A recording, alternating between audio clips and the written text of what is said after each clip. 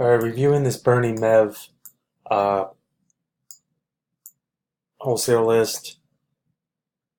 One of the things is like, for instance, on this one right here, the FBA price is $78. However, you see a guy down here all the way at $59.95. So since that one's so low, I may take this off. I'm trying to come up with an exact how this would work as far as, you know, um, what percentage it should be below. If it was 10% below, then, we'd be like, okay, that's the cutoff point. Also, it kind of depends on the quantity, but I guess if you see this and you're not clear, then make it red and give me a note. Either way, I'm just going to probably take this one off and keep that in mind for the future. This one, even though this is a non-map one, it's still we've got these two guys like way below the FBA price. Now, the other thing that you have to take in consideration too is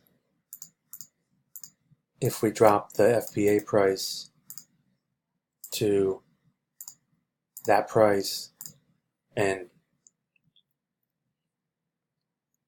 would we make money on it? So I think this is $34. Let me look here. So let's try it at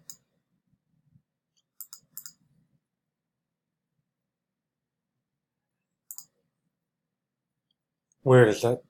Oh no, that's just showing the FBA. So $59.95. So we're only making 36%, but we're still making money, and we're still making $12. So, and the rank is pretty good. We can tell this thing sells. So, and even like, let's say I brought it up a step above $61. A hair above.